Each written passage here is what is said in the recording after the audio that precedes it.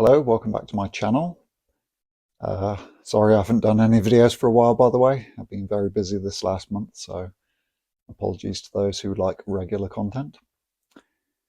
Today I wanted to talk about expectations for healing versus some big factors that, or the main factor, I guess you could say, that's missing in some people's healing journey. So, as you've been following my videos so far, you may sort of have noticed that healing can be fantastic stuff. It can be very powerful, and in some ways, there can be some very dramatic, huge turnarounds in such a short period of time. Mostly based on your belief as a healer and also the belief, consciously or not, of the person you're working on and whether they're receptive to you and your healing. A lot of the time, though, it takes time. You can't expect a healing to solve everything in one go a lot of the time. Always be open, I say, to sudden, dramatic, wonderful healings, because they do happen. But being aware that a lot of people believe that healing takes time, things take time to change, is very important too. And one of the biggest things I notice with a lot of people that I've worked with over the last 11 years of being a full-time healer is not really taking into account other factors that may be contributing or maintaining the problem that they've come to you for healing. So I've said this a few times before when I've talked about the aura, but the aura, or the energy bodies, if you like, of a person are reciprocally related to the physical body. And what I tend to find a lot is that people will quite often expect you to heal their issue purely with energy healing and ignoring all the other factors that are contributing or maintaining their problem.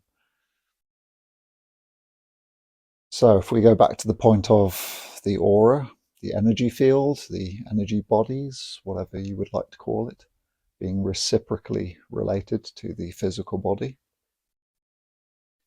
then you will know that how you treat your physical body, what your physical body is going through, will very much affect your aura and your energy bodies, as well as the other way around. So yes, there may be times where working on the energy side, working on the aura, is more important. Maybe that's the biggest factor. Maybe it really is an implant or a parasite or some stuck energy or stuck belief in the energy field that when removed, that's the biggest factor. Quite often it's not always that case. And even if there is a very big factor in your energy field, if you're not looking after your physical body and approaching things from that side too, then it's going to make the energy healing work harder. So as an example, with a lot of people with astral parasites or implants, that kind of thing, I very often find that when I tune in, the digestive system isn't functioning very well in people. I can't tell exactly, I can only tell via what I feel in the energy field, but quite often on the energy field, the aura, if you like, that's closest in vibration to the body, I get the sense that there's a lot of digestive issues out there. There's a lot of people not really looking after their gut, not really paying attention to what they're putting in their mouths, especially in the modern world where our ingredients in our foods are getting worse and worse, more and more chemicals compared to even 10 years ago, but especially compared to, how our grandparents would have eaten. And, quite often they expect an energy healer like myself to heal their astral parasite or implant issue purely with energy healing and ignoring all the advice I might give on diet.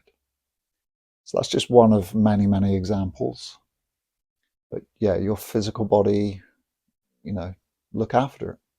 It's your vessel through which you are exploring this reality, expressing yourself through this reality, and it's also the vessel through which you can tap into other realities too. So if you're not looking after your physical vessel, not looking after your physical body through your diet, your sleep, how you treat it, whether you give it enough rest or not, um, you know, then don't be surprised if the energetic issues that you are going through are going to be worse or harder to deal with energy healing. So this is one reason I do give out advice sometimes for some people, or at least ask people to check into other subjects, such as diet, such as sleep, such as the light hitting their body. How are they treating their body? Because it does have such a big impact on the energy field and how long a healing's effect will last and how deep it will go and how permanent it would be. So yeah, please do look after your physical bodies because they really are important. And that's why, I do follow my wife's advice a lot. She's a naturopathic nutritionist and, she studies a lot and more importantly, tests things. So we've not just looked at information on the internet or in textbooks or, with the courses we've both done, just stopped there. We're continually looking into new things and very importantly, testing them out. Does it really work for us? Maybe it works for someone else and it doesn't for us. Or maybe the information, has been influenced in some way to try and get us to believe a certain way and doesn't actually work in the long run. So, yeah, please, again, look after your physical bodies. Understand that your physical body is reciprocally related to your energy body. And by making obvious changes in the physical reality can really help you with the spiritual side, as well as the other way around.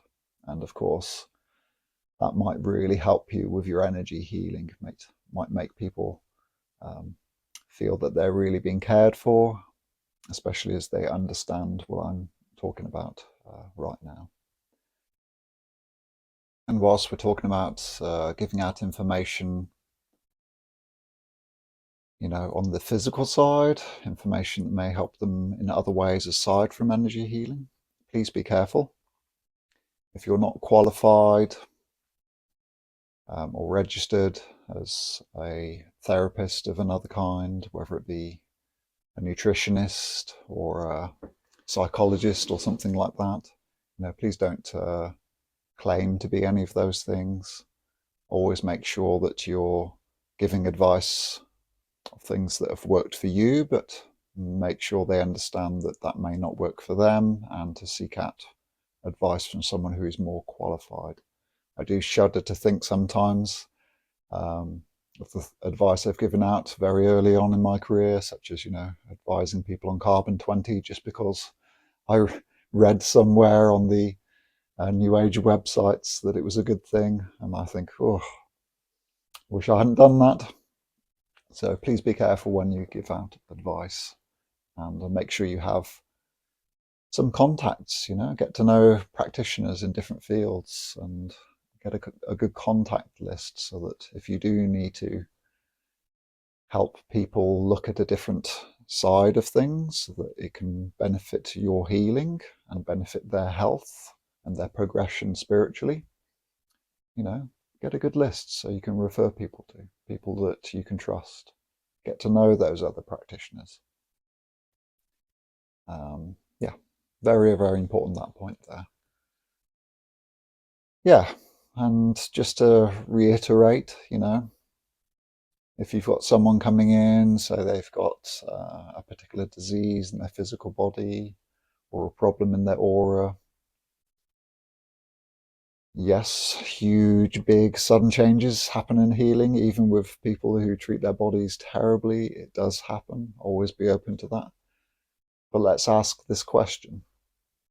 If that person is coming to you for, say, some sort of lump in their body and they want you to heal it or to remove some sort of astral parasite, do you think it would be easier if they didn't smoke 20 cigarettes a day, didn't drink lots of alcohol every week, didn't eat processed foods full of chemicals, didn't have vaccinations full of nasty, nasty chemicals, you know, didn't stay up late with computer light screen rather than going to bed,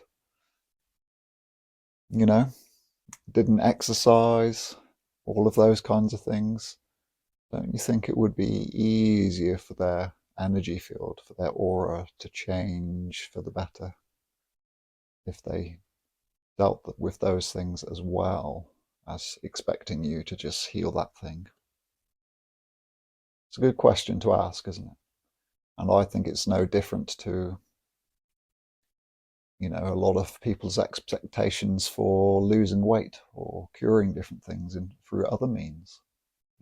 Quite often, my wife, as a nutritionist, she will say that people would rather you give them advice on a supplement to heal all their problems and expecting them to, lose weight and heal their issue just from that, rather than them facing the fact that it's their whole lifestyle that's causing that particular problem. It's what they're eating, the sleep they're getting, the light they're getting, the things they're listening to, the things they're telling themselves all the time. They would far rather keep on drinking lots of alcohol and smoking and eating rubbishy foods all day long um, than actually not do that. They would rather have a pill to solve their problem, a quick fix, rather than really facing the fact of all these different things that are contributing. So it's no different in the energy healing world. A lot of people expect that one energy healing session or a few is enough. That will get rid of that bad energy from my aura and it will all be okay. So, quite often things do come back because they haven't really resolved the things that caused it in the first place. Okay, I'm yabbering on a bit now, but you get the idea. I will be doing some anecdotes, by the way, for those people who are interested. So if you would like to hear some stories of how different healings happened, all the way from, one healing, sudden change, wow, amazing, to, harder, more difficult healing stories of different difficulties. So if you'd like to hear that sort of thing, get in touch. Put a comment below and I'll do some different stories. Okay, as always, if you'd like to support this channel, please do like and subscribe, and I will see you in the next video.